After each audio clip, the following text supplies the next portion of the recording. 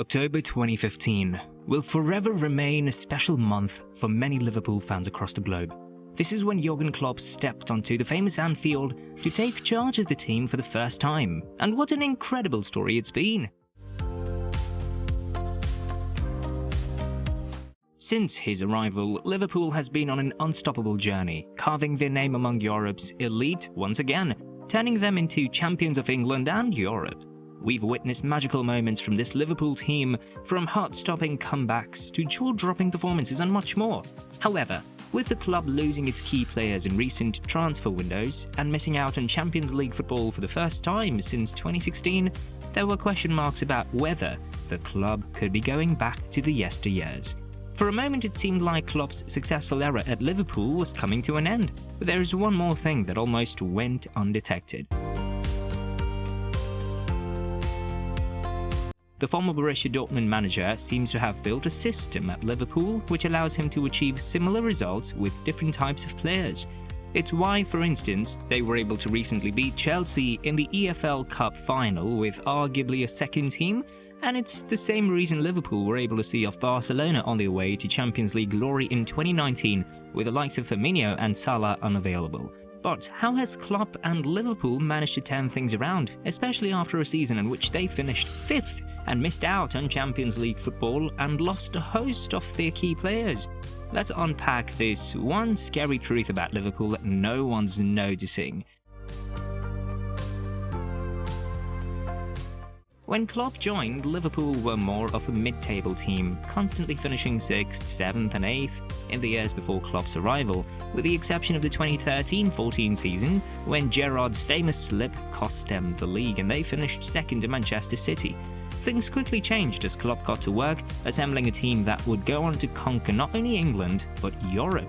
The likes of Sadio Mane, Mohamed Salah, Virgil van Dijk, Alisson Becker and Roberto Firmino were brought in, and step by step, the team gelled and became one of the most feared, not only in England but also in Europe, winning the Premier League and Champions League in the process. All seemed to be going well until the club's recent transfer windows when key players left.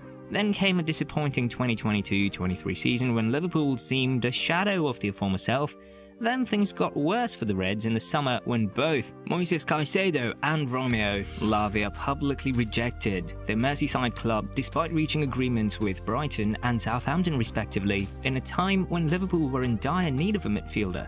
In addition, Liverpool spent almost the entire transfer period fearing that Mohamed Salah would also be tempted by the riches of the Saudi League, with Al Ittihad plotting a world record bid to snap up the Egyptian.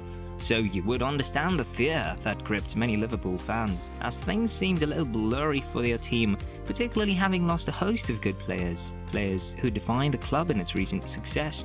It started with Mane leaving to join Bayern Munich, which caught everyone by surprise. We all knew how valuable the Senegalese was to Liverpool and Klopp's style of play, but he left with rumours of feeling a little unappreciated at the club. Next up was Roberto Firmino, who went to Saudi Arabia, bringing an end to Liverpool's famous front three of Salah, Mane and the Brazilian, a trio that terrorised defenders both at home and in Europe. Firmino was a key player in Klopp's system, playing as a false nine and allowing Mane and Salah to play as wide strikers. Luckily though for Liverpool, they have quietly but truly signed good attackers who are ready to step up. Luis Diaz was the first one to arrive at Anfield in January 2022 from Portuguese side FC Porto, signed to specifically replace Mane. He was a key player for Porto at the time of his signing, and the numbers backed him up. He was the joint top scorer in the league with 14 goals in 18 matches with 4 assists, and was also a joint top scorer in the Copa America. He was seen as a perfect Mane replacement, and rightly so. The Colombian sensation has brought flair and finesse to the Reds' front line, with his dribbling skills and eye for goal making him a nightmare for opposition defenders. Even though Mane's shoes might be too big for him to fit, considering what the Senegalese achieved, he is still a perfect type of player for Klopp's system and type of play. Then there's Cody Gakpo, who arrived in Jan 2023 after an impressive World Cup with the Netherlands. The youngster scored thrice and showed the world what a talent he was. Prior to his Liverpool move, Gakpo had contributed 9 goals and 12 assists in just 14 games for PSV in the Eredivisie, and that was just half a season. For Liverpool, he has shown his versatility, featuring as an attacking midfielder, forward or on the wing. He combines blistering pace with pinpoint accuracy to perfection, using this as a weapon to terrorize defenses. His ability to take on defenders and deliver killer crosses has made him an instant fan favorite. Klopp is yet to find his perfect position on the pitch, but he has been exceptional anywhere he's asked to play. Then there is Darwin Núñez, a man who needs no introduction. The Uruguayan is one of the most unpredictable players you'll ever see. One minute he's scoring screamers, then the next he's missing an open goal. A close look at his game though, and you can tell the young lad has immense potential, and that's why Klopp and Liverpool paid a record fee to Benfica for his services. The 22-year-old has notched 34 goals in all competitions for the Portuguese club before making the move, and despite his slow start, the fans are already loving him. They might not have similar qualities, but the Uruguayan is a perfect Firmino replacement as opposed to Mane, whom many feel he came to replace.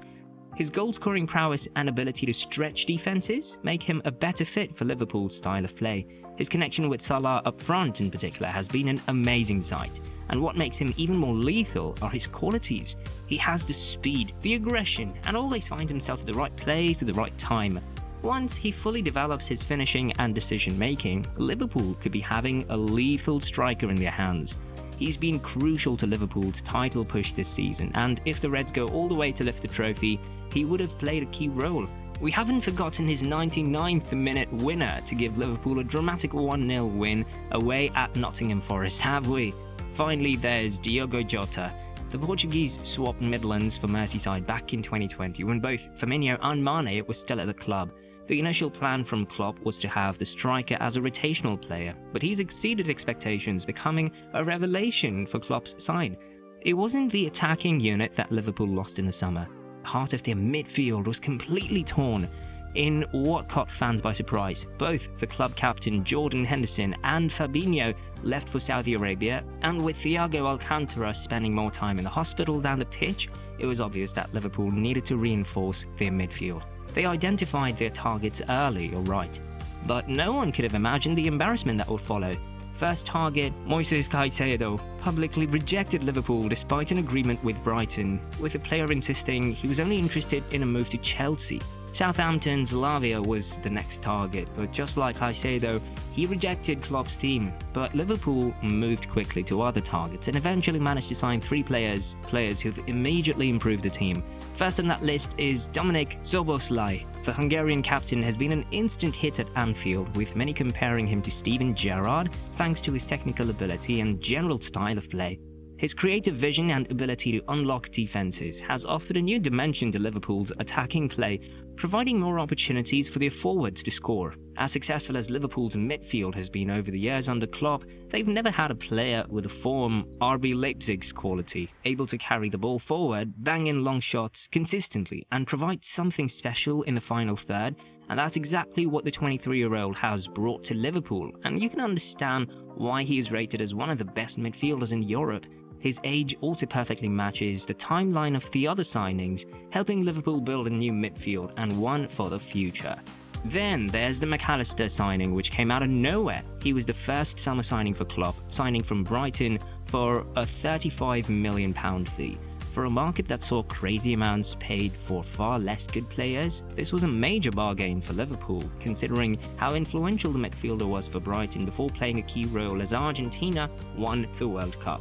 His biggest asset was his versatility. The Argentine can play as a number 6, 8 or even 10.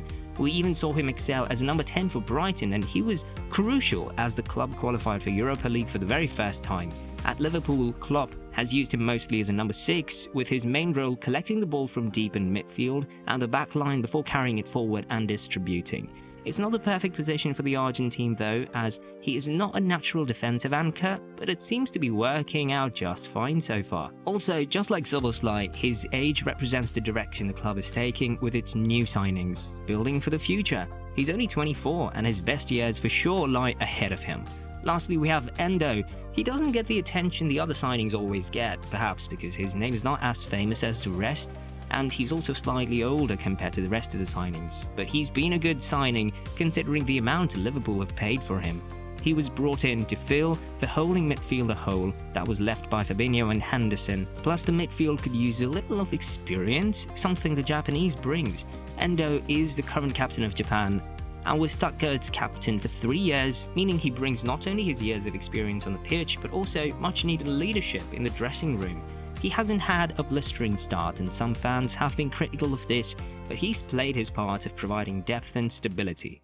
We've talked about how the new signings have had an immediate impact and helped Liverpool steady the ship after a disappointing 2022-23 season, but it's consistent performance of the old Liverpool players that has helped them get back in the title race once again and put them on course to perhaps winning a treble or even a quadruple. Virgil van Dijk, the captain of the club, is back to his fearsome beast, leading by example on and off the pitch. He scored the winner against Chelsea in the EFL final and has had solid performances reminiscent of the 2019 season when he came close to winning the Ballon d'Or.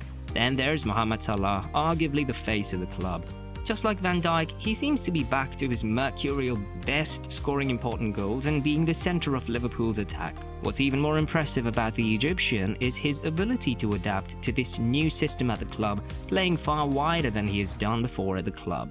It doesn't seem to bother or affect him much, though. He's been one of the standout players in the Premier League this season and is among the league's top scorers. You know what they say, when Salah is at his best, Liverpool is at its best. Then you have Alisson Becker in goal, who seems to be rediscovering himself once again after a horrendous season. Alongside him stands Trent Alexander-Arnold and Robert Anderson, completing the remaining group of core players from Liverpool's recent success both in England and in Europe. Clearly, it's a new Liverpool team, a second rebuild for Klopp, who will soon be departing Anfield, but he will leave the club at a good place, far better than when he first came in, and perhaps he leaves an even better team than the first one he built.